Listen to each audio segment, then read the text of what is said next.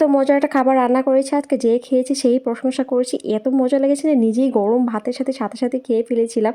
এক প্লেট ভাত দিয়ে কিন্তু কখনোই হবে না। তো এই রেসিপিটা আশা করছি আপনাদের অনেক বেশি পছন্দ হবে। যারা ব্রয়লার মুরগি পছন্দ করে না তারাও আজকের এই রেসিপিটা দেখার পর অনেক বেশি পছন্দ করবেন। চলুন রেসিপিটা শেয়ার করে দিচ্ছি। এখানে আমি মুরগির মাংস নিয়েছি, একটু হাড় দেখে যে মাংসগুলো থাকে না সেটা নিয়েছি। প্রথমে লবণ, হলুদ আর মরিচ দিয়ে ভালোভাবে মেখে নিয়েছি। নিয়ে আমি এগুলো একটু তেলে ভেজে নেব।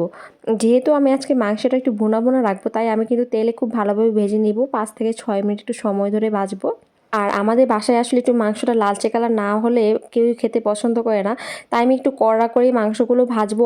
আমার কাছে পার্সোনালি আর কি মাংসটা একটু হালকা ভাজা থাকলে সব থেকে বেশি ভালো লাগে। কিন্তু কি করব, বাসায় কেউই পছন্দ করে না, তাই আমি একটু লাল লাল হয়ে যাওয়া পর্যন্ত কিন্তু ভেজে নিব মাংসগুলো। আর মাংসটা ভাজার মেইন উদ্দেশ্য হচ্ছে আমি কিন্তু মাংসটা আজকে একটু ভুনা ভুনা রাখবো, তাই আমি মাংসটাকে যদি একটু ভালোভাবে কুকড করে নিতে পারি ভেজে আর কি, তাহলে খুব সুবিধা হয়। পরে আমার কোনো মানে ঝামেলা হয় না, পানি বেশি দিতে হয় না সেই জন্য।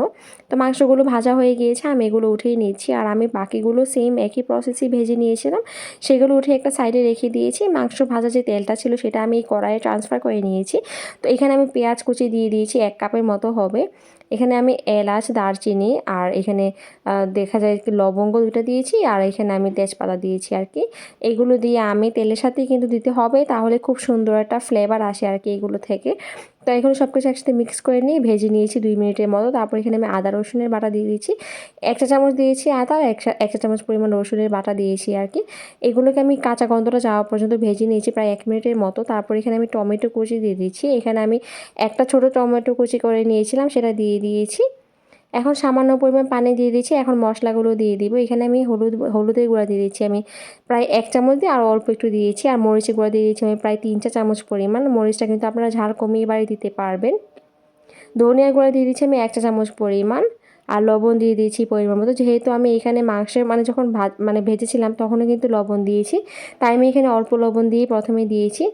এই মশলা যতটা বেশি ভালোভাবে কষাবেন ততটা বেশিই কিন্তু মাংসটা স্বাদ হবে। আর যেহেতু টমেটো দিয়েছি, আমি প্রথমেই মাংসটাকে একটু পানি দিয়ে ভালোভাবে কষিয়ে নিয়েছি। তারপর আমি একটু একটা স্প্যাচুলা দিয়ে এই টমেটোটা গলিয়ে নিয়েছিলাম। তো এখন কিন্তু আমি মাংসটা দিয়ে দিয়েছি। মাংসটা দিয়ে আমি সব কিছু একসাথে একটু মিক্স করে নিচ্ছি আর কি। আর যেহেতু আমি এটা একটু ভুনা ভুনা রাখবো, তাই আমি প্রথমেই এখানে পানি দিয়ে দিয়েছি যতটুকু লাগবে আর কি।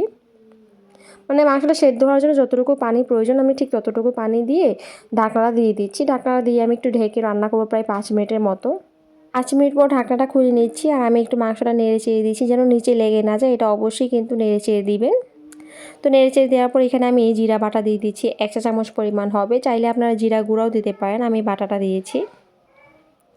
আবারও সব কিছু একসাথে মিক্স করে নিয়ে আমি ঢাকনাটা দিয়ে দিচ্ছি। প্রায় রান্নাটা শেষ হয়ে যখন ঝোলটা টেনে যাবে সেই পর্যন্ত আমি এভাবে রান্না করে নিয়েছি আর কি। প্রায় 10 মিনিটের মতো রান্নাটা করা হয়ে গিয়েছে। ব্রয়লার মুরগি মজাদার বানানোর জন্য যে সিক্রেট আমি এই রেসিপিটা শেয়ার করব আজকে আর কি, সেটাই দেখাবো এখন। তো যখন এরকম ঝোল ঝোল চলে এসেছে সেই পর্যায়ে আমি রেখে দিয়েছি। এখন কিন্তু যেটা করলে সব থেকে বেশি ব্রয়লার মুরগিটা খেতে মজার হবে সেটা দেখিয়ে দিচ্ছি। এখানে আমি 1 টেবিল চামচ পরিমাণ তেল নিয়েছি, সাথে আমি 2 টেবিল চামচ পরিমাণ মতো হবে পেঁয়াজ কুচি নিয়েছি। পেঁয়াজটাকে লালচে কালার হয়ে যাওয়া পর্যন্ত ভেজে নিয়েছি। আর সাথে 2টা শুকনো মরিচ দিয়েছি, পেঁয়াজের ভেরেস্তাটা হয়ে যাওয়া পর্যন্ত ভেজে নিয়েছি। তারপর আমি গরম গরম মাংসের উপরে দিয়ে দিচ্ছি। এটা যে দেওয়ার পর এত সুন্দর একটা গ্রান আসবে, আর আপনার মাংসের চেহারাই পাল্টিয়ে যাবে এক কথায়। যেরকম সুন্দর একটা কালার হবে দেখতে, আর এত বেশি সুন্দর একটা ফ্লেভার আসবে, আপনি যখন এটা করবেন আপনি নিজেই লোভ সামলাতে পারবেন না, এত বেশি মজার হবে। তো আমি একটু গরম মশলা গুঁড়া দিয়ে দিয়েছি, উপরে একটু ধনিয়া পাতা কুচি দিয়েছি। সব কিছু এখন একসাথে মিক্স করে নিলেই কিন্তু রান্নাটা তৈরি হয়ে যাবে। দেখেই কত লোভনীয় লাগছে, আপনারা নিজেই বলুন কতটা সুন্দর লাগছে দেখতে, তাই না? যারা ব্রয়লার মুরগি খেতে পছন্দ করে না তারাও কিন্তু আজকে চেটে পুটে খাবে। তো আশা করছি আমার আজকের রেসিপিটা অনেক বেশি সহজ লাগবে আপনাদের কাছে। যদি ভালো লেগে থাকে অবশ্যই কিন্তু লাইক, কমেন্ট আর শেয়ার করতে ভুলবেন না। আজকের মতো বিদায় নিচ্ছি। আল্লাহ হাফিজ।